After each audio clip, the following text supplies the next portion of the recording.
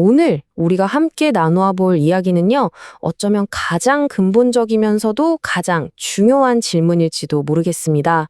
바로 우리 마음의 상태에 대한 이야기입니다. 이 질문 한번 스스로에게 솔직하게 던져보시겠어요? 우린 보통 삶에 문제가 생기면 환경 탓, 남 탓, 상황 탓을 많이 하잖아요. 근데요, 진짜 문제가 거기서부터 시작되는 걸까요? 성경은 아주 단호하게 이야기합니다. 모든 게 무너지는 시작점은 저 바깥이 아니라 바로 우리 안, 이 마음에서부터라고요. 맞아요. 마음이 무너지면 그냥 모든 게 다 무너져 내리는 거죠. 이게 바로 오늘 우리가 좀 깊이 파고들어야 할 핵심입니다. 자, 이 원리를 정말 실감나게 보여주는 이야기가 하나 있어요. 아마 많은 분들이 들어보셨을 텐데 앤서니 브라운의 돼지책이라는 동화책 이야기 속으로 한번 들어가 볼게요. 이야기를 보면요, 아주 중요한 회사에 다니는 아빠가 있고요. 또 아주 중요한 학교에 다니는 아들 둘이 살고 있었어요. 누가 봐도 정말 번듯하고 아무 문제 없어 보이는 그런 평범한 가족이었죠. 그리고 그 집엔 어머니가 계셨죠. 매일같이 정말 새벽부터 일어나서 아침밥 차리고 청소, 설거지, 빨래, 다림질, 정말 눈코 뜰 새 없이 가족을 위해서 헌신했어요. 그런데요, 가족 중에 단 한 사람도 그 수고를 알아주거나 고맙다고 말하지 않았습니다. 그냥 엄마니까 당연히 해야 하는 일이라고만 생각했던 거죠. 결국 어떻게 됐을까요? 어머니의 마음이 완전히 무너져 내리고 말았습니다. 그리고는 이 짧지만 정말 충격적인 쪽지 한 장만 딱 남기고 집을 나가버린 거죠. 자, 엄마가 없으니까 집이 어떻게 됐을까요? 아빠가 밥을 해보려고 애는 썼지만 집은 금방 설거지 더미랑 빨랫감으로 산더미를 이루고 모든 질서가 다 무너져 버렸어요. 그야말로 진짜 돼지우리가 되어버린 겁니다. 이런 끔찍한 현실 속에서 돼지우리 같은 집에서 살게 되면서 가족들은 비로소 깨닫기 시작합니다. 아, 우리가 당연하게 누렸던 이 모든 평범한 일상이 사실은 전부 어머니의 희생과 헌신 위에 서 있었구나 하는 걸 말이죠. 바로 이 순간 깊은 자기 성찰과 후회가 밀려오는 겁니다. 우리가 돼지였구나. 우리가 얼마나 이기적이었는지, 어머니의 마음을 얼마나 아프게 했는지 뼈저리게 깨닫게 된 거죠. 자, 여러분. 이 가족의 이야기가 그냥 동화책 속 이야기로만 들리시나요? 이제 이 거울을 우리 자신에게, 우리의 신앙생활에 비춰볼 시간입니다. 어쩌면 이 마음이 무너져 내린 가족의 이야기가 바로 우리들의 이야기일지도 모르니까요. 우린 매주 교회에 나오고 예배를 드립니다. 겉으로 보기엔 아무 문제 없어 보이는 신앙생활처럼 보일 수 있어요. 근데요, 진짜 중요한 질문은 바로 이겁니다. 당신의 마음?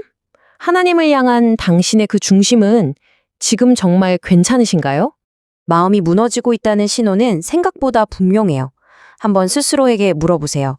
나는 하나님에 대한 존중과 경외함을 잃어버리진 않았나? 첫사랑의 그 뜨거움이 다 식어버리진 않았나? 그분이 주시는 은혜를 너무나 당연하게 여기고 있지는 않나?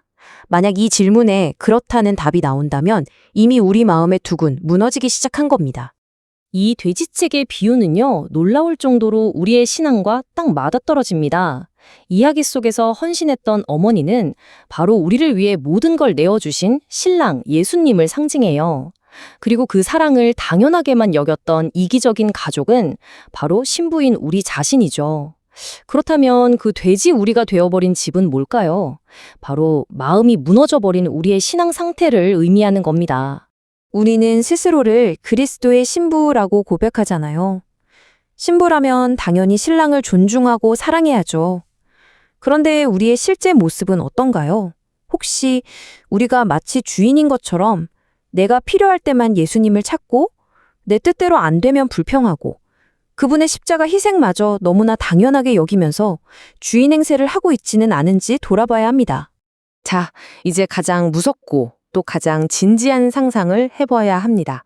만약 우리의 이런 태도에 지치신 예수님께서 이야기 속 어머니처럼 우리 곁을 떠나신다면 그럼 어떻게 될까요?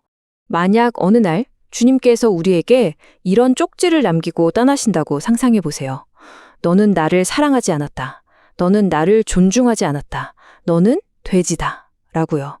그럼 우리의 신앙, 우리의 삶은 대체 어떤 모습이 될까요?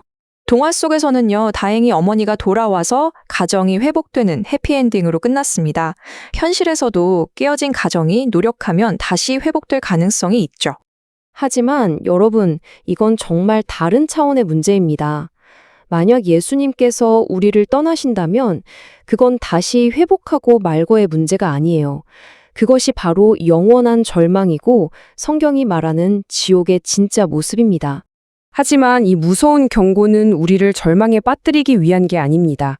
오히려 우리를 깨우기 위한 하나님의 사랑의 외침인 거죠.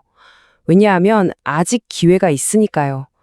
이제 우리가 주인 노릇하던 그 자리에서 내려와서 다시 신부의 자리로 돌아가야만 합니다. 가장 큰 은혜, 그리고 가장 큰 희망이 바로 여기에 있습니다. 우리의 그 수많은 잘못과 배신에도 불구하고 우리의 신랑 되신 주님은 아직 우리 곁을 떠나지 않으셨다는 겁니다. 여전히 바로 그 자리에서 우리를 기다리고 계십니다. 그렇다면 우리가 이제 해야 할 일은 아주 분명합니다. 바로 이 결단의 기도를 함께 드리는 거예요. 주님, 이제 제 마음을 제가 지키겠습니다. 너무나 당연하게 여겼던 주님을 다시 뜨겁게 사랑하겠습니다. 주인의 자리가 아니라 제 자리인 신부의 자리에서 살겠습니다. 라고요. 오늘 이 질문을 여러분의 마음에 깊이 한번 새겨보셨으면 좋겠습니다. 모든 생명이 흘러나오는 바로 그 근원, 바로 당신의 마음을 지키는 것보다 더 중요한 일은 없습니다. 당신은 오늘 어떤 선택을 하시겠습니까?